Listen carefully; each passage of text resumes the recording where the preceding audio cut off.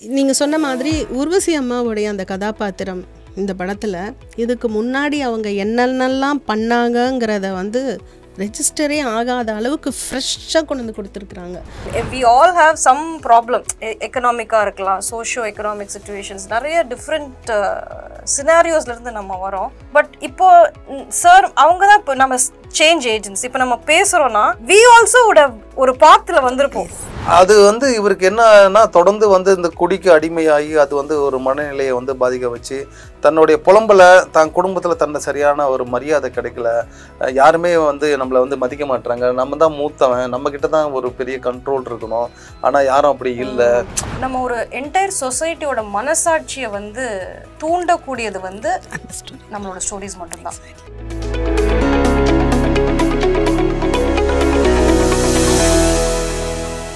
எப்போ அவர் வர ஆரம்பிச்சாரோ அப்பெல்லாம் நான் நினைப்பேன் இவர் பெரிய படத்துல கண்டிப்பா நடிக்கணும் ரொம்ப நான் விருப்பப்பட்டேன். எனக்கு வந்து முதல்ல அந்த கதாபாத்திரம் வந்து இவர் தான் முதல்ல கூப்பிட்றேன். நான் வந்து பார்க்கும்போது எனக்கு 100% எனக்கு இவர் ஓகே, இவர் தான் வச்சு போகலாம் அப்படின்னு முடிவு பண்ணிட்டேன். ஆனால் அப்போ வந்து அவர் ஏதோ சந்தான படத்தில் பயங்கர பிஸியாக ஏதோ ஒரு சொல்லிட்டு டேட் இல்லை அப்படின்ட்டாரு.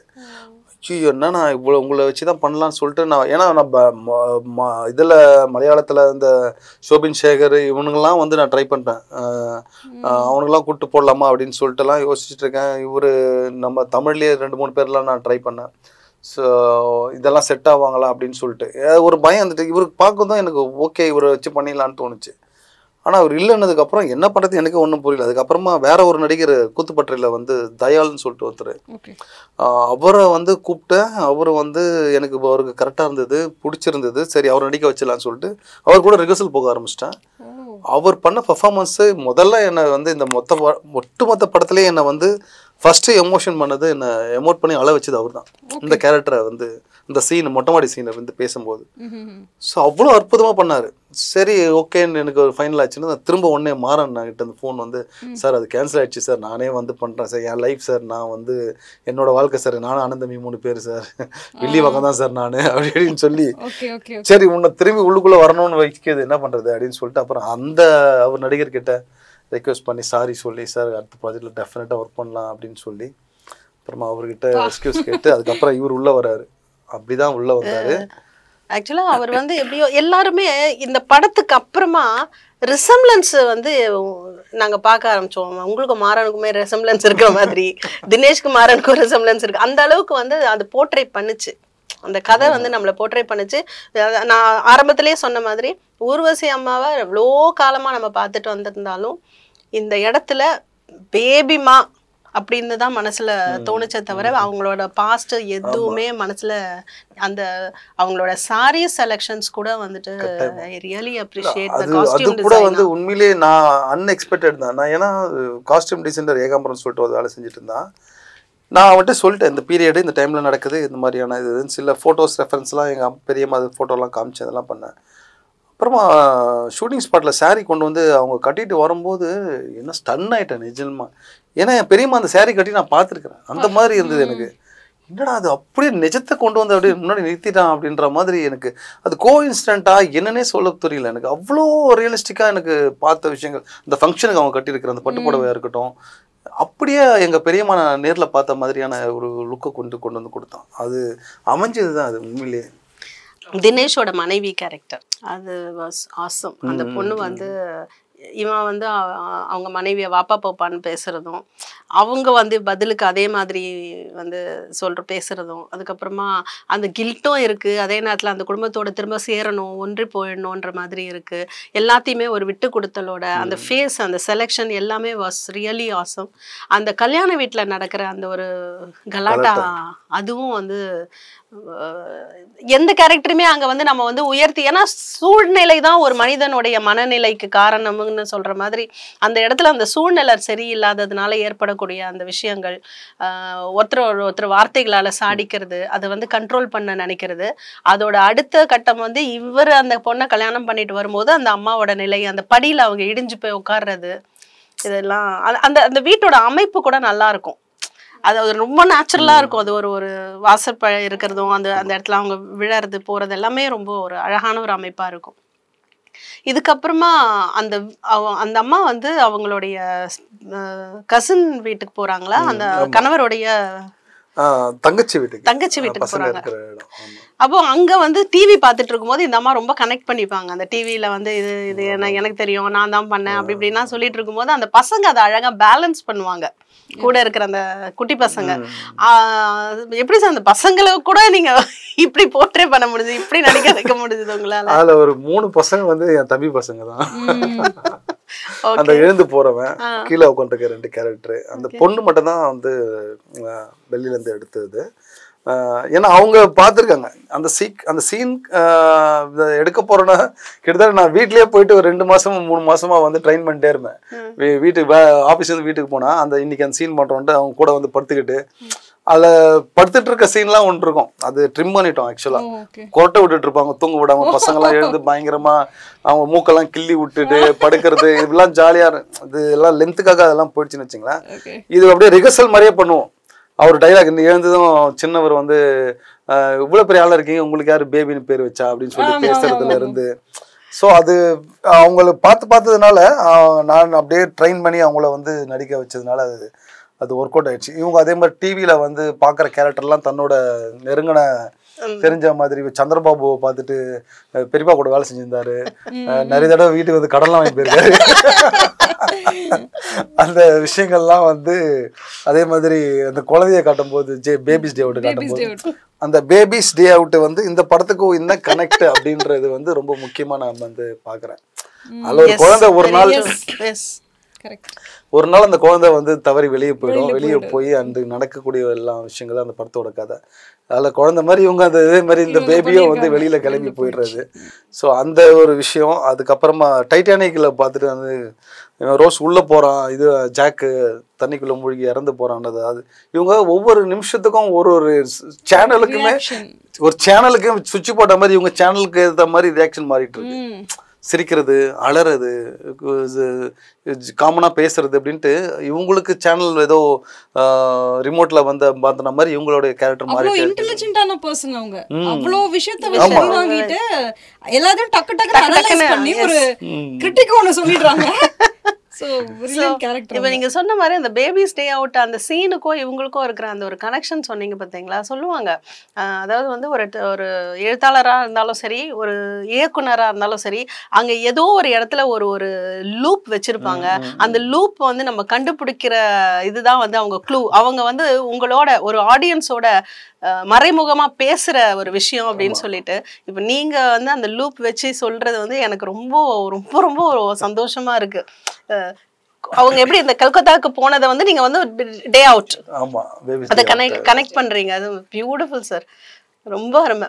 அதுக்கு அடுத்தது வந்து ஒரு கதாபாத்திரமும் நீங்க செலக்ட் பண்ணது எல்லாமே இந்த மாதிரி சமுதாயம் எப்படி ஒரு பாதிக்கப்பட்ட ஒரு நபரை வந்து ஹோல்ட் பண்ணிக்கிறதுக்கு, நம்ம டைரக்டா ஹோல்ட் பண்ணணும்னு இல்லை, வார்த்தைகளாலவோ. அது குறிப்பா அந்த சின்ன பசங்க அழகா அந்த பையன் எழுந்திரிச்சு வெளியில போவான்.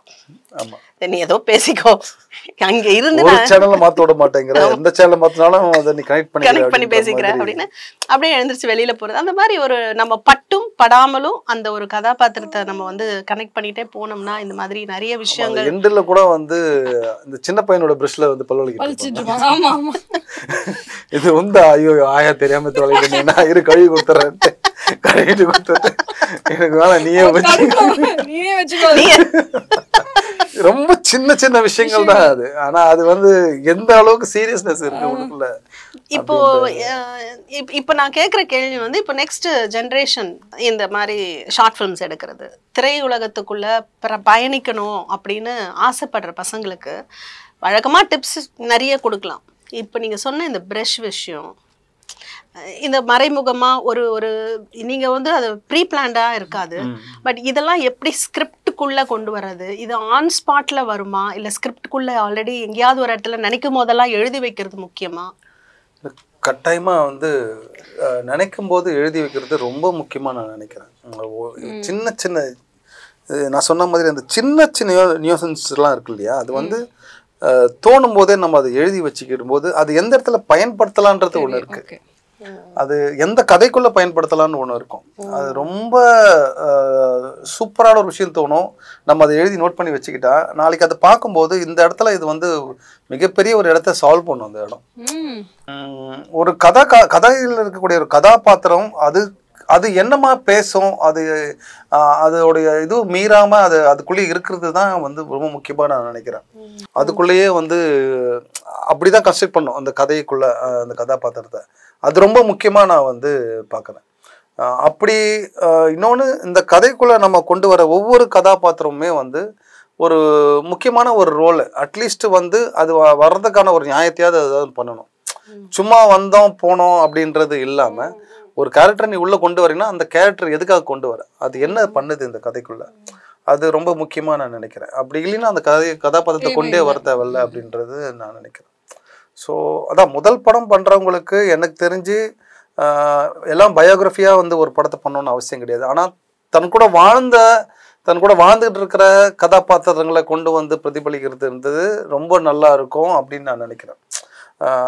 ரியல் கேரக்டர்ஸை வச்சு கதை பண்ணி நிஜமாக நடந்த சம்பவங்களை வந்து வச்சு ஒரு கதை பண்ணும்போது அது இன்னும் மக்கள்கிட்ட ரொம்ப நெருக்கமாக போய் சேரும் அப்படின்னு நான் நினைக்கிறேன்.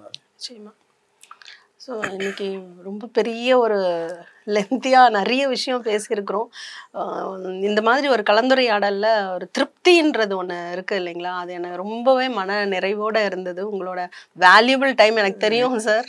இல்லை, எனக்கு நீங்கள் சொல்கிறத விட எனக்கு ரொம்ப சந்தோஷமாக இருந்தது. நான் ஏற்கனவே சொன்ன மாதிரி எத்தனையோ இன்டர்வியூவில் போகும்போது பேசும்போது கூட எனக்கு வந்து இப்படி இந்த படத்தை பற்றி ஒரு அணுவாக வச்சு அதை பேசுனது வந்து இதான் முதல் தடவை நான் சந்திக்கிறது. அந்த இதில் வந்து எனக்கு ரொம்ப சந்தோஷமா இருக்கு. விட்டா பேசிட்டே இருக்கலாம் அந்த அளவுக்கு அந்த மாதிரி தான் எனக்கு தோணுச்சு. உண்மையிலே ரொம்ப சந்தோஷம் என்ன நீங்கள் வந்து கூப்பிட்டதுக்கு, இந்த இது ஏற்படுத்துறதுக்கு. தேங்க்யூ. அண்ட் லாவண்யாவுக்கு தான் நான் முதல் நன்றி சொல்லணும். ஏன்னா I got connected to you through Lavanya. And ஏன்னா அவங்களுடைய பங்கு இந்த படத்தில் இருக்குன்னு தெரிஞ்ச உடனே, ஏன்னா எனக்கு தெரியும் லாவண்யா வந்து இந்த திரையுலகத்துக்கும் லாவண்யாவுக்கும் எங்கேயோ ஒரு இடத்துல வந்து அந்த ஒரு இது இருந்துகிட்டே இருந்தது, connection. And she is also ரொம்ப வெரி என்தூசியாஸ்டிக் பர்சன். ஸோ எனக்கு இப்படி ஒரு நல்ல ஒரு வாய்ப்பு, இதில் மன நிலை, அந்த பாதிப்பு, இது எல்லாத்தையும் பற்றியும் நம்ம வந்து ஒரு சைக்கலாஜிக்கல் ஆஸ்பெக்ட்லேயும் நம்ம இதில் ரொம்ப சிறப்பாக டிஸ்கஸ் பண்ணியிருக்கோம். எல்லாத்தையும் தாண்டி அடுத்த ஜென்ரேஷன் இப்போ திரையுலகத்துக்குள்ளே பயணிக்க ஆசைப்படக்கூடியவங்களுக்கு நிறையா, இது வந்து நான் டிப்ஸ்ன்னு சொல்ல மாட்டேன், இது எல்லாமே ஃபாலோ பண்ணால் அந்த இடத்துல உங்களுக்குன்னு ஒரு இடம் உறுதி அப்படின்னு சொல்கிற மாதிரி ஒரு நம்பிக்கையை கொடுத்துருக்குறீங்க. கட்டாயமாக அது அதாவது நம்ம எந்த கதையை எடுத்துக்கிட்டாலும் சரி, அந்த கதையை வந்து ஒரு நேர்மையாக அணுகுனா அது வந்து கட்டாயமாக அதுக்கான ஒரு இடத்த போய் சேரும்ன்றது நான் என்னோட அனுபவத்தில் நான் வந்து கற்றுக்கிட்டேன். ஏன்னா நான் வந்து ரொம்ப வருஷமான சினிமாக்குள்ளே இருந்தாலுமே இந்த படம் தான் என்னை முதல்ல பண்ண வைக்கிறது, இதுக்காக தான் நான் தயாராகிட்டு இருந்தனோ அப்படின்றது எனக்கு அப்புறம் தான் எனக்கே புரியுது. மற்ற மாதிரியான கதைகளை எடுத்துக்கிட்டு ஒரு ஹீரோக்கு டக்குன்னு ஓடி போயிட்டு ஒரு கமர்ஷியலாக வந்து அடிதடி ஆக்ஷனு இதெல்லாம் வந்து யோசிச்சுட்டே இருந்தாலுமே கூட, பட் அதெல்லாம் பண்ணாமல் முதல் படமாக இதை வந்து பண்ணது வந்து இதுக்காக தான் என்னை தயார்படுத்திக்கிச்சின்னு நினைக்கிறேன் நான். அண்ட் உமன் சென்ட்ரிக்கா நீங்க உங்களோட ஃபர்ஸ்ட் மூவி அப்படி இருக்கிறதால நாங்க தான் உங்களுக்கு தேங்க்ஸ் சொல்லணும். ஏன்னா எவ்வளோ பேரோட ஆக்சுவலி வாய்ஸஸ் இது. அப்படி இல்லை, நான் வந்து ஒரு கூட்டு குடும்பம் அப்படின்ற ஒரு விஷயம் இருக்கிறதுனால நான் என் அம்மா, தங்கச்சி, ஒய்ஃபு, தம்பி ஒய்ஃபுங்க இப்படி எல்லாரும் கூடமே சேர்ந்து வாழ்ந்துட்டு இருக்கிறதுனால எனக்கு வேற இல்லை, என் வாழ்க்கையிலேருந்து தான் நான் எடுக்கிறேன். நான் அதை இதில் பெண்களோட பங்கு எவ்வளோ பெரிய முக்கியன்றது என்னால் அது உணர முடியுது. எனக்கு அது திரையில பிரதிபலிக்கணும். நிறைய பேர் ஏன்னா அவங்க வந்து விமன் இது பண்றேன்னு சொல்லிட்டு அவங்களோட வாய்ஸ் அதுல நிறைய இருக்கும். பட் நீங்க அப்படி பண்ணல சார், அதனால we feel very blessed and thankful. அதாவது ஆமா உண்மைதான். என்னன்னா இப்ப இதுல நீங்க ஏதாவது ஒரு கேரக்டர்ல வந்து கொஞ்சம் அப்படி இப்படி இருந்தாலும் எங்களுக்கு ஒரு அந்த நெருடல் தட்டி இருக்கும், கனெக்ட் ஆயிருக்க முடியாது. இதுல நடிச்ச ஆக்சுவலா இதுல இன்னும் டீப்பா போகணும்னா சில பொருட்கள் வந்து இங்க நடிச்சிருக்கும். அந்த லெட்டர்ஸ், அந்த கொத்தா, அந்த போஸ்ட்மேன் சார் இன்னைக்கு போக வேண்டியது சார், போகலன்னா எனக்கு தான் சார் மெமோ கொடுத்துருப்பாங்கன்னு அவரு ஃபீல் பண்றது, அந்த மாதிரி ஒருத்தரும் வந்து இதுல அவங்கவுங்களோட பங்கை வாலண்டியர் பண்ணி எடுத்திருக்கிற மாதிரி தான் நான் பாக்குறேன். அண்ட் தென் நீங்க சில இடங்கள்ல வந்து அந்த குப்பை தொட்டி கொஞ்சம் ஹைலைட்டா நான் பார்த்திருக்கேன். அந்த ரோட்ல இருக்கும்போது அந்த குப்பை தொட்டி ஹைலைட் பண்ணி இல்ல அதாவது காட்சிக்குள்ள வந்து ரொம்ப அழகியல் மட்டுமே நம்மளோட யதார்த்தம் கிடையாது இல்லையா. ஒரு நடுவு இடத்துக்குள்ள வந்து ஒரு பெரிய சேக்காட கூவம் ஒண்ணு போயிட்டு இருக்கிறது, அங்கதான் நம்ம வாழ்ந்துட்டு இருக்கிறோம். அதை நம்ம பதிவு பண்ணாம விலகி ஓரமா வச்சு அழகியெல்லாம் ஒண்ணு பண்றதுனால என்ன இங்க பெருசா இது நடந்துற போகுது. நம்ம எதுவும் மறைக்கிறதுக்கான ஒண்ணுமே இல்லை, அங்க சூழ்நிலை தான் வாழ்ந்துட்டு இருக்கிறோம்னு. அப்புறம் அது குறிப்பா அந்த பாட்டுல ஒரு காட்சி ஒன்று வரும், அது எனக்கு நான் ரொம்ப ரசிச்சு, அதாவது பிள்ளை கூவத்தில் கள்ளம் சேர்ந்ததோ கண்கள் தாண்டியே கங்கை போனதோ அப்படின்னு சொல்லிட்டு ஒரு வரி ஒன்று வரும். அதாவது இங்க கூவத்துல வாழ்ந்துட்டு இருக்கிற இந்த சூழ்நிலை வாழ்ந்துட்டு இருக்கிறவங்க இங்கிருந்து கங்கை இருக்கிற இடத்த நோக்கி போயிடுறாங்க. இந்த ஒண்ணுமே அறியாத இது முதல்ல கூவம் வந்து ரொம்ப தெளிவா ரொம்ப அருமையான ஒரு தண்ணியா போயிட்டு இருந்த இடத்த நம்ம தான் அதை வந்து பாழ்படுத்துறோம். அந்த மாதிரி பிள்ளைங்க நல்லா இருந்த பிள்ளைங்க அவங்க மனசுக்குள்ள அவங்களுக்கு ஏதோ ஒரு மோசமான எண்ணங்களோ இல்ல சுயநலமோ ஏதோ ஒரு வகையில வந்து அவங்கள டிஸ்டர்ப் பண்ணுது. இது பிடிக்காம அம்மா வந்து கங்கை வந்து இப்ப புனிதம்னு சொல்றது கங்கையை சொல்லுவாங்க இல்லையா. சோ அதை நோக்கி அவங்க போயிட்டாங்களான்ற ஒரு வரி அந்த இதுல வந்து கடந்து போகும். காட்சியுமே அப்படிதான் கனெக்ட் ஆயிருக்கும். அது ரொம்ப ரசிச்சு எடுத்தேன் நான். டாப் ஆங்கிள் இந்த பக்கம் வந்து வண்டியில வருவான், சைக்கிள்ல வருவான், நடுவுல கூவம் போயிட்டு இருக்கும். அதுக்கப்புறம் பாத்தீங்கன்னா ஆமா அதுக்கப்புறம் வந்து பார்த்தா அது அந்த கங்கையோட போய் சேர்ற மாதிரி இருக்கும். ஸோ அது ரொம்ப பிடிச்சிருந்தது எனக்கு. அது உமாதேவி வந்து ரொம்ப சூப்பரான அந்த நெடுமரம் அந்த சாங் வந்து ரொம்ப சூப்பரா எழுதுறாங்க. ஆமா, அது ஏன்னா கதாபாத்திரங்களை பேசினோம், எல்லாத்தையும் பேசினோம், இதுல டைரக்டர் பத்தி பேசினோம், தயாரிப்பாளரை பத்தி பேசினோம், பாடல் வரிகள் குறிப்பா வந்து நம்மள வந்து அந்த கனெக்ட் பண்ற அந்த வரிகளை வந்து இப்போ அழகா சொன்னீங்க. அதுக்கேத்த இசை ரீ ரெக்கார்டிங் அது வந்து கனெக்ட் பண்ணுச்சு. எல்லாத்தையும் தாண்டி ஏதோ ஒரு நூல் வந்து எங்களை வந்து இணைச்சது அப்படின்னா அந்த கண்ணுக்கு தெரியாத அந்த ஒரு நூல் எதுனா அந்த இசை தான். கட்டாயமா அது பிளேட் அ மேஜர் ரோல். இது இந்த பாடல்கள் வந்து எனக்கு பழைய பாடல்கள் மாதிரி இருக்குது அப்படின்னு நினைச்சாலுமே எனக்கு தப்பா தோணலை. எனக்கு இந்த கதாபாத்திரத்தை புரிய வைக்கணும், அவங்களுடைய மனநிலையை புரிய வைக்கணும், அது பாடல் மூலியமாக நம்ம சொல்லணும். ஒரு அம்மாவோட இம்பார்ட்டன்ஸை பற்றி பேசுகிறோம், ஒரு அண்ணந்தம்பி இம்பார்ட்டன்ஸை பற்றி பேசும்போது எனக்கு பாடல் வரிகளாக அது எனக்கு என் மனசுக்கு ரொம்ப நெருக்கமாக இருந்ததை தான் நான் வந்து சூஸ் பண்ணுறேன். இந்த டியூனை எல்லா பாட்டுமே சரி தான். நீங்கள் வந்து தனியாக ஒரு தடவை வந்து ஆடியோவில் நீங்கள் கேட்டு பாருங்கள் எல்லா பாட்டுமே. அந்த பாட்டுக்குள்ளே இருக்கிற வரிகள் ரொம்ப ஈஸியாக உங்களுக்கு புரியும், அந்த கதையோடு ஒட்டி இருக்கும். அது மட்டும் இல்லாமல் அதோடைய பெரிய என்ன சொல்கிறது ஒரு அம்மாவுடைய இருப்பை வந்து அந்த பாட்டு வந்து எல்லா பாட்டுலையுமே, ஏன்னா இது அம்மா படம்ன்றதுனால எல்லா பாட்டும் அம்மா சம்மந்தப்பட்டு தான் இருக்கும். அது எல்லாமே அந்த பாடல் வரிகளில் ரொம்ப ஸ்ட்ராங்காக இருக்கும். எனக்கு அது ரொம்ப பிடிச்சிருந்தது. எனக்கு முதல்ல அதாவது ஒரு இயக்குனருக்கு முதல்ல பிடிக்கணும், பிடிச்சாதானே அதை வந்து சரி இது பண்ண முடியும், ஓகே பண்ண முடியும். படம் ரிலீஸ் ஆனதுக்கு அப்புறமா மியூசிக் மேலே நிறைய 2-3 பேர் விமர்சனங்கள்லாம் வந்தது. மியூசிக் ரொம்ப மோசமாக இருக்குது, மியூசிக் சுத்தமாக நல்லாவே இல்லை, நீங்கள் இதை பண்ணியிருக்கலாம் அதை பண்ணியிருக்கலாம், இவர்கிட்ட போயிருக்கலாம் அவர்கிட்ட போயிருக்கலான்ட்டு. எனக்கு என் மக்களுக்கு வந்து இது வந்து போய் கனெக்ட் ஆகும் நான் ரொம்ப நம்பினேன். அப்படி நம்பினால்தான் இன்னைக்கு எல்லாமே பேசுகிறாங்க நடக்குதுன்னும் போது அப்போ அவங்களுக்கு பிடிச்சிருக்கிறதுனால தான் பேசுகிறாங்க. சினிமா இருக்கிறவங்க டெக்னிக்கலாக பார்க்குறவங்களுக்கு பிடிக்காம இருந்ததுன்னா அதுக்கு நம்ம ஒன்றும் பண்ண முடியாது. அதுதான் நான் அப்படி நினைக்கிறேன். உண்மைதான் சார். அது எல்லாத்தையும் தாண்டி எனக்கு ஒரு கேள்வி என்னன்னா, ப்ளூ சட்டை அண்ணனுக்கு கிஃப்டா ஏன் கொடுத்தீங்க? அதுக்கு பின்னாடி ஒரு பெரிய கதை இருக்கு. அதுதான் சொல்லுங்க. ரஞ்சித்துக்கு ப்ளூ சட்டைக்கும் சத்தியமா இல்ல, சம்பந்தமே இல்லை. நீங்க எப்படி இந்த ஒரு முழு படமும் வந்து நீலம் ப்ரொடக்ஷன்ல இருந்து எப்படி வேறுபட்டு நிக்குதோ அந்த மாதிரி தான் இந்த படத்துக்குள்ள எந்த காட்சியும் அப்படிலாம் இருக்கக்கூடாதுன்னு நான் வேணும்னும் பண்ணலை, வாலண்டியரா செய்யணுன்றும் நான் எதுவும் பண்ணலை. ஆக்சுவலா துணி எடுத்து கொடுக்கணும், அவரோட சைஸுக்கு அந்த ஷர்ட் இருக்கணும். நான் அசிஸ்டன்ட் போயிட்டு இது மாதிரி ஒரு ட்ரெஸ் ஒரு ஷர்ட் மட்டும் ஒன்று எடுத்துகிட்டு வாங்கடான்னா, நாங்கள் இருக்கிறது பராக்பூர், இவனுக்கு இங்கே எதுவும் இருக்கான்னு சொல்லிட்டு கல்கட்டாவில் போய் எடுக்கிறேன்னு சொல்லிட்டு அங்கே போய் எடுத்துகிட்டு வரானுங்க. ஆக்சுவலாக நீ ஷூட்டிங் எடுத்துகிட்டு வரானுங்க, எடுத்துகிட்டு வந்து காமிச்சா ப்ளூ கலர் ஷர்ட்டு. டேய் என்னடா பண்ணியிருக்கீங்க, பண்ணுறது நீலம் ப்ரொடக்ஷனுக்கு படம் பண்ணிட்டு இருக்கிறோம், இது வேற போட்டா ஆல்ரெடி இவர் வேற மாறன்னு ப்ளூ சட்டை மாறன் வேற சொல்லுவானுங்க, ஏன்டா இப்படி பண்றீங்க அப்படின்னு சொல்லிட்டு விடல. அப்புறமா நான் நினைச்சிட்டேன் சரி இதான் நடக்கணும்னு இருக்கு, இது வைக்கிறதுலாம் எனக்கு ஒன்றும் பிரச்சனைலாம் கிடையாது, யார் என்ன நினைச்சிட்டு போட்டோம், இது அமைஞ்சது நான் வைக்கிறேன் அவ்வளோதான் சொல்லிட்டு அப்படிதான் அது வந்து வச்சேன். அது அது அது கூட பெருசா யாரும் நோட்டீஸும் பண்ணல, யாரும் என்ன பெருசா அந்த கேள்வியே கேட்கவே இல்லை. படம் நாங்கெல்லாம் படம் இப்படிதான் பார்ப்போம், எங்களுக்கு குரூப் ஒன்று அதே போல இன்னொரு காட்சி, அந்த பாட்டுல ஒரு காட்சி ஒன்று வரும், அதாவது நெடுமரம் தொலைந்தது எலுங்கு இருந்தது அப்படின்னு சொல்லிட்டு. அந்த பாட்டில் வரிகள் வந்து லொக்கேஷன் பார்க்கும்போது நான் வந்து ஒரு இடத்துல போய் பார்க்குறேன், மிகப்பெரிய ஒரு ஆலமரம் வெட்டி போட்டிருக்காங்க. அது வெட்டி அது இறந்துடுச்சு அந்த மரம், பெரிய அந்த அடி வேரோடு நிற்குது. அது நடுவில் வந்து ஒரு சின்ன ஒரு விதை விழுந்து முளைச்சி வளர்ந்துருக்குது சின்னதாக. நான் இதை பார்த்துட்டு இந்த இடம் பேக் ட்ராப்பில் அவங்க தேடிட்டு வரும்போது இது நம்ம ஃபோர் கிரவுண்டில் வச்சுட்டு அந்த ஷாட் எடுத்துடலாம் அப்படின்னு சொல்லி அந்த இடத்துல போயிட்டு லொக்கேஷன் கூப்பிட்டு போனேன் கேமராமேனை. போயிட்டு ப்ளேஸ் பண்ணி நான் சொல்கிறேன் இதுதான் ஷாட்டு இது அப்படின்னும் போது அவர் வந்து கேமராமேன் அவர் ஒரு ஆங்கிள் பார்ப்பார் இல்லையா, அவர் என்ன பண்ணுறாரு, சரி கேமரா சார் இப்படி ப்ளேஸ் பண்ணலாம்னு சொல்லிட்டு கொண்டு வந்து அவர் ஒரு ஃப்ரேம் செட் பண்ணி காட்டுறாரு. காட்டினா நம்பவே மாட்டீங்க, பின்னாடி அம்பேத்கர் இருக்காரு. நான் இல்லை, நான் இது எனக்கு தேவை இந்த மரம் தான், பின்னாடி அம்பேத்கர் தான் எடுத்துட்டு போட்டோம், எனக்கு அதை பற்றி கவலை இல்லை. இது நீளம்னாலே அம்பேத்கரை காட்டுவீங்க, அது அமையுது, அது நான் ஒண்ணுமே பண்ண முடியாது. எனக்கு தேவை அந்த மரம், அந்த வரியோட கனெக்ட் ஆகிறது அந்த மரம் தான். ஆனா நிஜமா பாத்தீங்கன்னா அந்த வரியோட அம்பேத்கரோட கனெக்ட் ஆகும். நெடுமரம் தொலைந்தது நிழல் எங்கு மறைந்தது கூடோடு குயில் விழுந்ததுன்றது வந்து நிறைய பேர் அம்பேத்கர் அப்படிதான் பார்த்துட்டு இருக்காங்க. எனக்கு இதெல்லாம் வந்து என் கையிலே இல்ல, அது நடக்குது அப்படின்ற மாதிரி இருந்தது.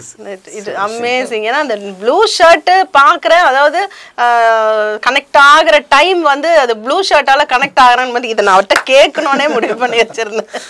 அந்த அதே மாதிரி அந்த தம்பி நின்ன இடத்துல வந்து அண்ணன் போய் நிக்கிறது, அந்த அந்த சண்டைக்கு அப்புறமா அந்த ஒரு மாற்றம், மறுநாள் காலையில தம்பி அழுதுட்டு போய் நின்றுருப்பான். அந்த இடத்துல பின்பக்கம் பார்த்தீங்கன்னா தம்பி நின்றுருக்கும் போது ஒரு ட்ரெயின் இந்த பக்கம் நோக்கி போயிட்டு இருக்கோம். காலையில் அண்ணன் அங்கே நிற்கும் போது ட்ரெயின் இந்த பக்கம் நோக்கி போயிட்டு இருக்கோம்.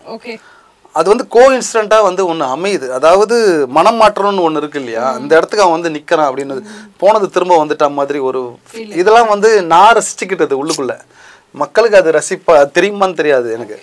இது நான் ரசிச்சிட்டேன். இங்கே ஒரு பெரிய ஒரு மனமாற்றம் ஏற்படுறது, அந்த காட்சியில் வந்து இப்படி ஒரு விஷயமே நடக்குது அப்படின்னும் போது அங்கே ஒரு சட்டையை போட்டு நின்றுட்டு இருக்கும்போது அது ஒரு ட்ரெயின் அப்படி கிராஸ் ஆகி திரும்பி இப்படி போகிறது வந்து அந்த இடத்துக்குள்ள அவன் வந்துட்டான்றதை வந்து புரிஞ்சுக்கிட்டான் தம்பியை. இவ்வளோ நேரம் அவன் வந்து புரியாமையே விலகியே இருந்தவன் ஒரு கட்டத்தில் அவன் தம்பி பக்கம் ஒரு பெரிய நியாயம் இருக்குதுன்றதை புரிஞ்சுக்கிட்டு வந்து அப்போ தான் வந்து முதல் தடவையாக அந்த படத்தில் ரே சங்கர் அப்படின்னு முதல் வார்த்தையை அவன் பேரை சொல்லி கூப்பிடுவான். பெரிய மாற்றம் அது. ஆமா, நான் கீழே நிற்கிறேன் வா அப்படின்னு சொல்லிட்டு அந்த சட்டையை போட்டு போய் அப்படி அது ஒரு சிரிப்பு ஒன்று சிரிப்பாரு தம்பி. அதை பார்த்தவன அது சிரிப்பு ஃபுல்லாகவும் தெரியாது, பல்லும் தெரியாது, ஆனால் மனசு சிரிக்கும். இந்த மாதிரி சட்டிலான ஒரு எக்ஸ்பிரஷனை புரிஞ்சிக்க வைக்கிற அளவுக்கு இருக்கிறது தான் சார் ஒரு நடிகனுடைய திறமை. அது நிஜமா பாராட்டணும். எல்லாம் அமைஞ்சது. ஆமா, உண்மைதான். அதுக்கப்புறம் ஃபோன் நம்பர் இல்லைன்னு சொல்லும் போது நடிகனே இல்லைன்னு சொல்ற அந்த மூர்த்தி ஒன்று நடிப்பார் பாருங்க. ஆனா ஆக்சுவலா அவர் நடிக்கல. தட் மேபி அவரோட எக்ஸ்பீரியன்ஸை வந்து கொடுமையான சம்பவம் தான் அது. ஆக்சுவலா என்னப்பா அண்ணா நம்பர் உங்ககிட்ட இல்லையா அப்படின்னு கேட்கும்போது மூர்த்தி வந்து அவரோட எக்ஸ்பிரஷன் நமக்கே கூச்சமா இருக்கும். நான் டக்கு யூ ஒன்ட் பிலீவ், நான் இம்மீடியட் என் தம்பி நம்பர் எனக்கு ஞாபகம் இருக்குல்ல அப்படின்னு நான் அப்படிதான் யோசிச்சேன்.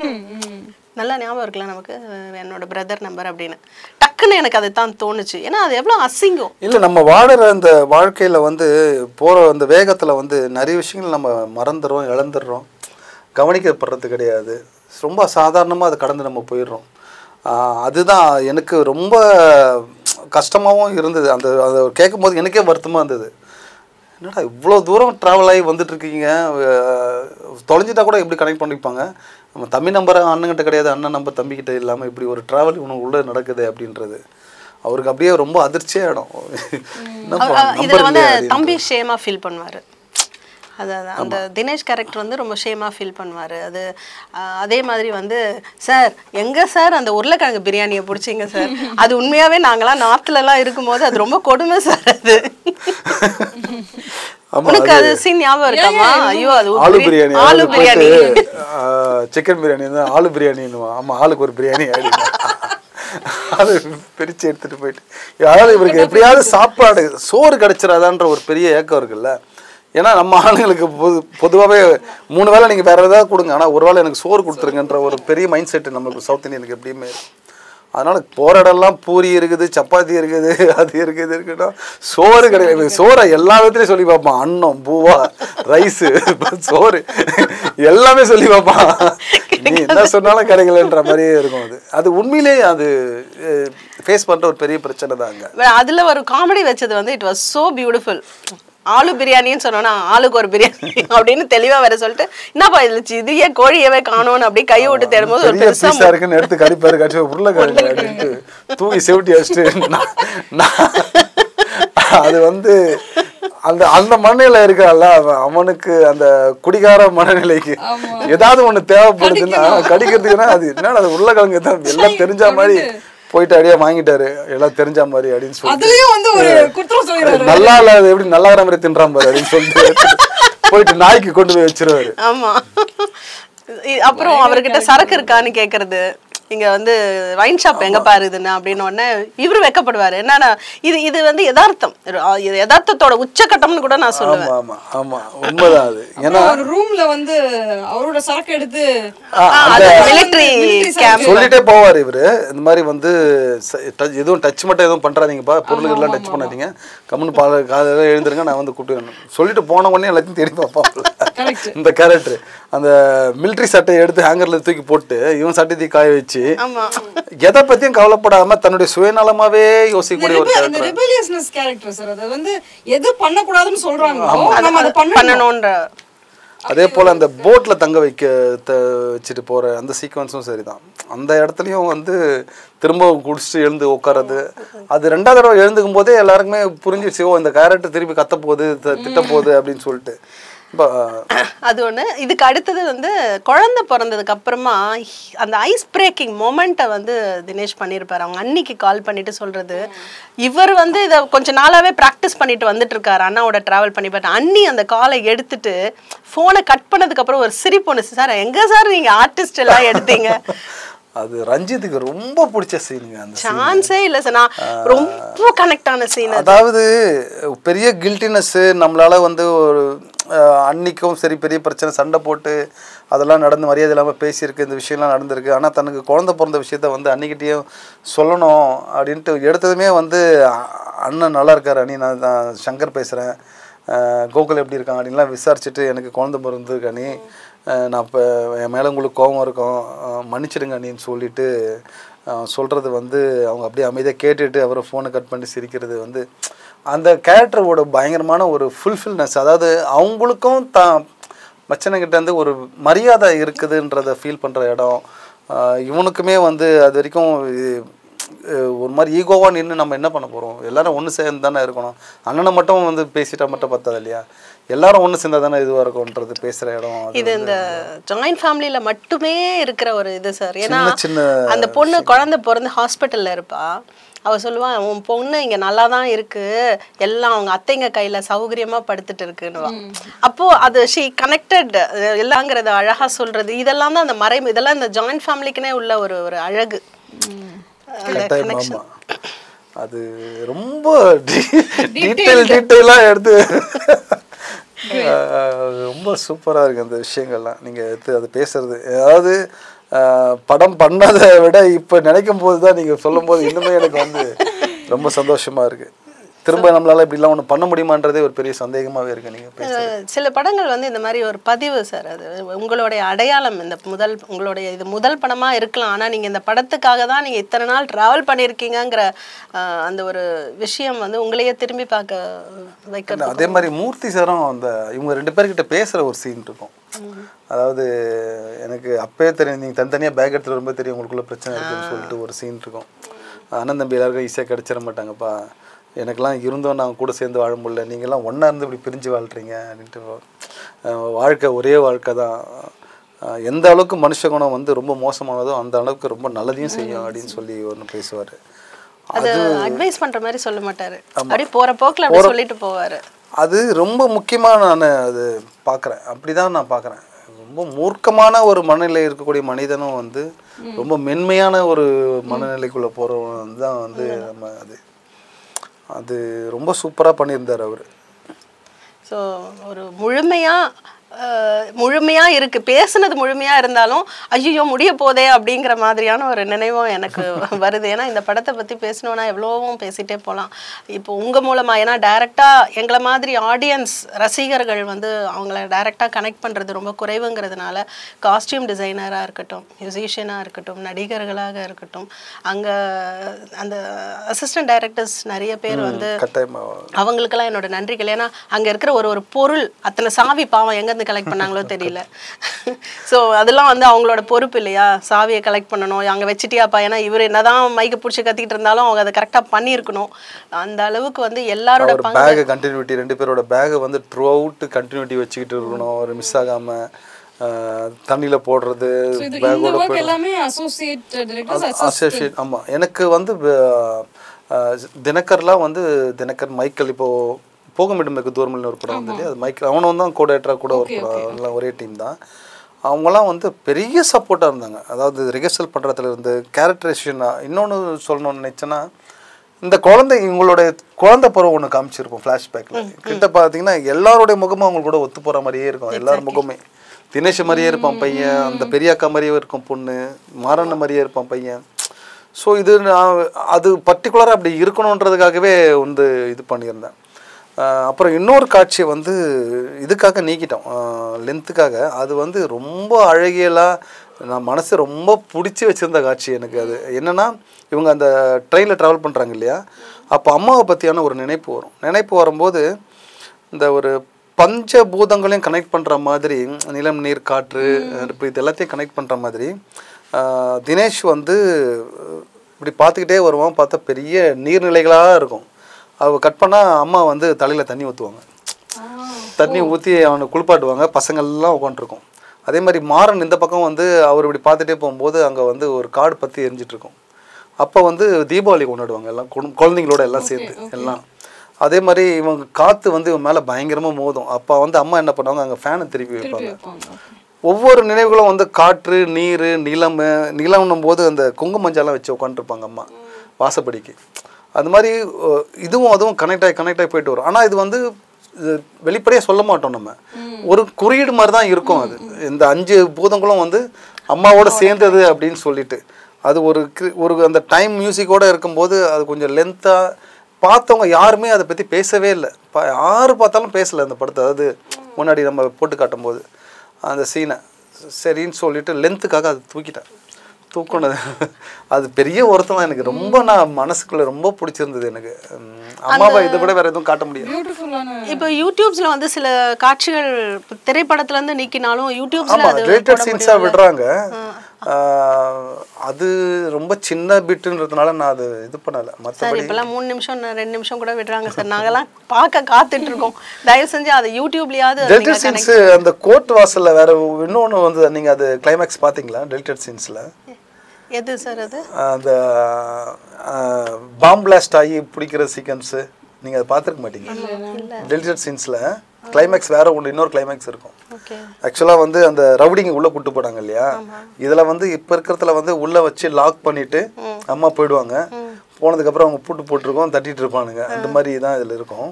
ஆனால் இன்னொரு கிளைமேக்ஸ் என்னன்னா, அந்த வெளியில் வந்து எல்லாம் பேசிகிட்டு இருப்பாங்க. அம்மா லாக் போட போயிட்டு வந்துருவாங்க. வந்து நின்று பேசிகிட்டு இருக்கும்போது திடீர்னு ஒரு குண்டு வெடிக்கும் அந்த கோர்ட் வாசலில் வெடிச்சதும் அங்கேருந்து அந்த கைதி தப்பிச்சு ஓடி வருவான். இந்த கொலைகார கைதிக்கு 2 பேர் இருக்கானுங்க இல்லையா, அதில் வந்து அவன் தப்பிச்சு ஓடி வருவான். போலீஸ்லாம் துரத்திட்டு அப்படி பக்கம் சில பேர் போவாங்க. இவன் இந்த அம்மா இருக்கிற பக்கம் வருவான்.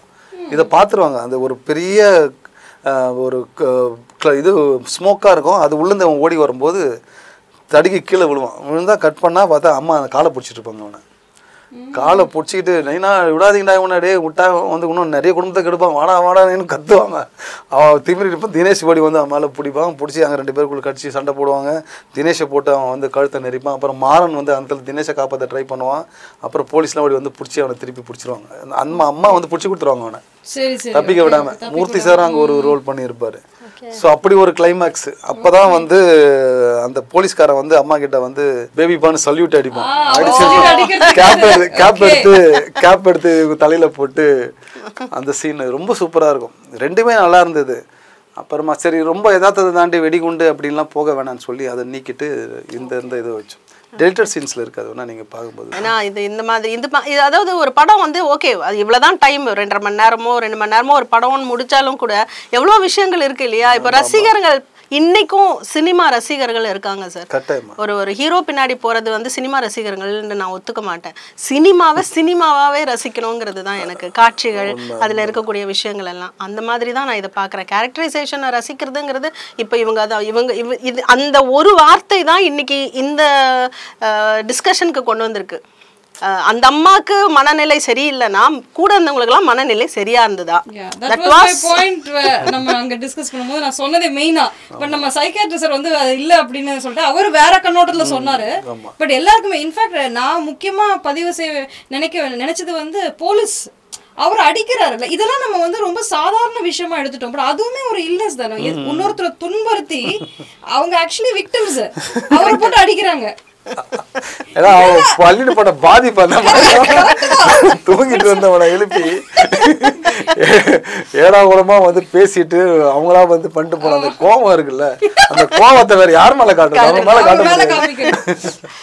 அங்கேயுமே அவன் சொல்லுவாங்க, என்னத்துக்கு இந்த வாங்க போட்டு வாங்குறான், நம்மள என்ன பண்ணிட்டு போயிருக்கோம் அப்படின்னு தான், என்ன இந்திரா காந்தி ஃப்ரெண்டுன்ற போயிருக்கோம் அப்படின்னு சொல்லுவாப்புல மாறன். அந்த இடமும் வந்து ரொம்ப எடுக்கும் போதே பயங்கர சிரிப்பா இருந்தது அந்த இடம். அது செம்மையா தியேட்டர்ல பயங்கரம் ஒர்க் அவுட் ஆச்சு அந்த இடம். இவங்களுக்கு நிறைய அந்த டீ குடிக்கணும், சாப்பிடணும், பானிபூரி நொறுக்கு தீனி தின்னுட்டே இருக்கு. எத்தனை முறை நான் வாங்கி கொடுத்திருப்பேன் உனக்கு. அந்த காட்சியும் ரஞ்சித் அது ஒரு டைம்ல நீக்கிட்டான் அந்த படத்துல. சரி லென்த்துக்காக நீக்கிட்டான் போது ரஞ்சித் கம்பல்சரி நீ அந்த காட்சியை வச்சே ஆகணும், ரொம்ப முக்கியமான காட்சி அப்படின்னாப்புல. அதுதானே யதார்த்தம்.